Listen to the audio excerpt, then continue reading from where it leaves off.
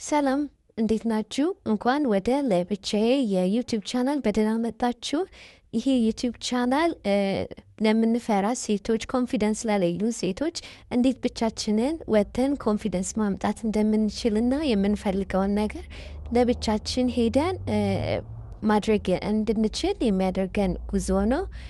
እኔ መጀመሪያ የሄድኩትን ከዚህ ከጋለሪን የጀመርኩትኝ ለመጀመሪያ ጊዜ ብቻዬን ለመሄድ የወሰንኩት ቦታው አርት ጋለሪ ነበረ። ያው በጣም ፈርቼ ነበር፣ ምክንያቱም የመጀመሪያ ስለነበር። ግን ሰዎች ነበሩና የሄድኩት ቦታ ኢትዮ አሊያንስ ፍራንሲስ ነበር። ቦታው ፒያሳ አካባቢ ነው። በኤሊያና ሞል መንገድ ወደ መስጊዱ ስትሄዱ ቀጥታ በሚያስገባው መንገድ ጉግል ማፕ ብትጠቀሙ ታገኙታላችሁ። እኔ የገባሁት በነፃ ነበረ እና በጣም ደስ ብሎኝ ነበረ። ቦታው በጣም ነበር የሚያምረው እና በጣም እንደዚህ የሚያምር አድርገው ሰርተው ነበረ እና ፎቶግራፈሮች ነበሩ፣ ሳሌዎች ነበሩ። እንደዚህ የድሮ ፒያሳ ምን እንደምትመስል በዚህ ሰርተው አሳይተዋል። በጣም ነበር የሚያምረው እና ሰዓሊዎቹ ደግሞ ወጣ ያለ ስዕሎችን ነበረ የሳሉትኝ። እነዚህ የምታያቸው ስዕሎች የሚሸጡ ናቸው፣ በዛውም ትጎበኛቸዋላችሁ። ስለዚህ ፍርሃታችንን አንደኛ ልናስለቅቅባቸው ምንችላቸው ቦታዎች ብዬ የማስበው እንደነዚህ አይነት አርት ጋሌሪዎች ናቸው። ስለዚህ በነጻ ካገኛችሁ ብትሞክሩት አሪፍ ነው ብዬ አስባለሁ። ሁለተኛው ደግሞ የፈረስ መጋለብ ነው። ፈረስ መጋለብን ለብቻችሁ ብታዘወትሩት የኮንፊደንስ እንዲኖራችሁ ያደርጋል እና አንዳንድ ነገሮችን ለብቻችሁ መሞከር ብትጀምሩ ፍርሃታችን እየለቀቀን ይመጣልና የሚያስደስተን ነገር ብንሞክር ብናይ እና እኔ ፍርሃቴ እንዲለቀኝ ያደረግኩት ነገር እዚህ ቦታ መሄድ ነው እና ቦታው ሳምንቱን ሙሉ አለ፣ ግን ከአርብ በስተቀር ማለት ነው እና ለ10 ደቂቃ 100 ብር ነው የምትከፍሉት። እኔ አሁን በሄድኩበት ሰዓት ማለት ነው። ከፈለጋችሁ ደግሞ ደቂቃውን ጨምራችሁ መጋለብ ትችላላችሁ። ቦታው አያት 49 ፈረስ ቤት የሚባለው ቦታ ነው። ከፈለጋችሁ ጉግል ላይ እየፈለጋችሁ ወይም ቲክቶክ ላይ ታገኙታላችሁ። ሞክሩት። እና ሶስተኛው ደግሞ ወይ ታክሲ ላይ ወይ ትራንስፖርት ላይ እንደዚህ ቪዲዮ እየቀረጻችሁ ስልካችሁ ላይ ማስቀመጥ እና ቦታዎችን በደንብ ማየት እና ቪዲዮ ሪከርድ ማድረግ መልመድ። መንገድ ላይ ራሳችን ወይም ደግሞ ምንፈልገውን ቦታዎች በስልካችን ምናምን ቪዲዮ እየቀረጽን አትሊስት ኮንፊደንስ ኖሮን እንድንንቀሳቀስ ያደርገናል። እንዲህ መንገዶችን የምታያቸው አሪፍ አሪፍ የሆኑ ነገሮችን ቪዲዮ እና ፎቶ ብታነሱ ልዩ ስሜት ስላለው ብትሞክሩት አሪፍ ነው ብዬ እኔ አስባለሁኝ። ያው ምክንያቱም እኛ ገና ለጀማሪዎች ምናምን እንደዚህ ራሳችንን ሪከርድ እያደረግን ወይ ፎቶ ያነሳን መቅረጽ በጣም ስለሚከብደን ያው ሰው ምን ይለናል፣ ሰው ያየኛል ብለን ስለምንፈራ እንደዚህ ለማድረግ ሞር ኤክስፒሪየንስ ይፈልጋል እና ቀን በቀን እንደዚህ ራሳችን እየሞከርን ስንመጣ ድፍረቱ እናገኛለን። ስለዚህ እንደዚህ ቦታዎች እየሄድን ወክ ማድረግ ብቻችንን ወተን ወክ ማድረግ ያየናቸው የሚያስደስቱ ነገሮችን ቪዲዮ ሪከርድ ማድረግ እኔ ከሱን የጀመርኩትኝና የመጀመሪያ ሰዓት ላይ የሆነ ሪከርድ ማድረግ ትንሽ ያስፈራ ነበረ። ሰው ለምንድን ነው የምትቀርጭው አይነት አስተያየት ነበር የሚያየውና ያላችሁ ሞመንት እንደዚህ ቪዲዮ ሪከርድ ማድረግ።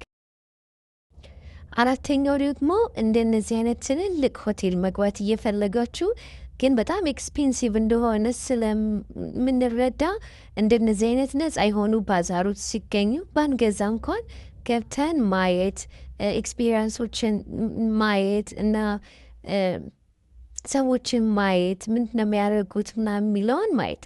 እኔ እዚህ ስገባ ይሄ ሀያት ሬጀንሲ ነው።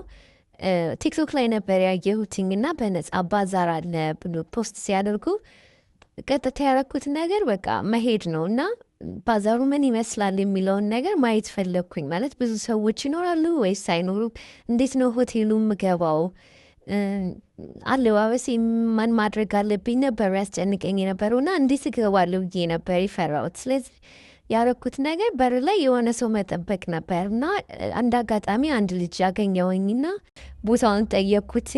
ቢያንስ ወደ ውስጥ አብሮኝ እንዲገባ ማለት ነው። ግን ደስ የሚለው ነገር ልጁ እዛ የሚሰራ ነበርና ባዛር ላይ የሚያዘጋጅ ይዞኝ ገባና በጣም አመስግኘው ተለያየን። ከዛ በኋላ ነው ራሴ ነገሮችን ሪካርድ ማድረግ እንድችል መጀመሪያ ጠየኳቸው። ቪዲዮ መቅረጽ እችላለሁ ወይ ብዬ ነበር የጠየኳቸው። ትችያለሽ ምናምን ሲሉኝ በቃ የሄድኩኝ ቪዲዮዎችን መቅረጽ፣ ስዕሎችን ማየት፣ የሚሸጡ እቃዎችን ማየት የግድ መግዛት አይጠበቅብኝም። ቢያንስ ኮንፊደንስ እንዲኖረኝ አንዳንድ ነገሮችን ብቻዬን ማድረግ ነበር የፈለግኩትና እንደምታዩት በቃ ጸጥ ያለ ቦታ ነው። ደስ የሚል ነው። እቃዎቹን በጣም ነበር የሚያምሩት። አሪፍ ኤክስፒሪየንስ ነበረ። ከፈለጋችሁ እቃዎችን አነስ አነስ ያሉ ዋጋዎች ካሉ እነሱን መግዛት ትችላላችሁ። ግን ግዴታ አይደለም፣ ማየትም ትችላላችሁ። እንደዚህ ስታዩ ብዙ ሰዎችን ትተዋወቃላችሁ፣ ብዙ ስራዎችን ታያላችሁ ምናምንና ስልክ ራሱ ትለዋወጣላችሁ። ከዚህ በኋላ እንዴት ነው ነፃ የሆነ ባዛር አለ ወይ ምናምን ብላችሁ ስጠይቃላችሁና ራሳችሁ ሪከመንድ ያደርጓችኋል። ኔክስት ታይም በዚህ ቀን ነይ ምናምን ይላችኋል ማለት ነው። ስለዚህ ቢያንስ ይሄ እኔ የመጀመሪያ ባዛር ነበር። በጣም እንደዚህ ሌክዠሪ ሆቴል ላይ በነፃ ገብቼ ቢያንስ ሆቴሉ እንዳይ አድርጎኛልና አሪፍ ኤክስፒሪየንስ ነው ለእኔ። በጣም ነበር ደስ ያለኝ። በቃ ቦታው በጣም ነበር የሚያምረው። ኤክሳይትድ ሆኜ ነበርና በዚህ አጋጣሚ ያው አንድ ስቴፕ ስለደፈርኩኝ ነው እዛ ሆቴል ውስጥ የገባሁት። ምክንያቱም በደጅ እያለፍኩ ነበር ማየው እንጂ ውስጥ ገብቼ እንደዚህ አየዋለሁ ብዬ አስቤ አላቅም። ስለዚህ እንደዚህ አይነት ነገሮችን ደፍረን ከሄንን አሪፍ ኤክስፒሪየንስ አድርገን ነው የምንመጣው ብዬ አስባለሁ። እና እንደዚህ ነገሮችን ካልደፈርን የምንፈልገውን ነገር አናገኝም። እና እኔ ብዙ ሰዎችን እዚህ አግኝቼበታለሁኝ እና በጣም ጎበዝ ሰዎች አሉ፣ በጣም ኮንፊደንስ ያላቸው ሰዎች አሉ ምናምን እና የመጀመሪያ ቀናችሁ ሲሆን በእርግጥ ዝም ነው የምትሉት። ያው ብዙ ኮሚኒኬት የማድረግ አቅም እኔ አንሶኝ ነበር፣ ግን ቀስ እያልኩ ከዚህ በኋላ ወስተካክሎ ይመስለኛል እና አሪፍ ጊዜ ነበር። እነዚህ በጣም የሚያማምሩ አበቦቹ ነበሩ።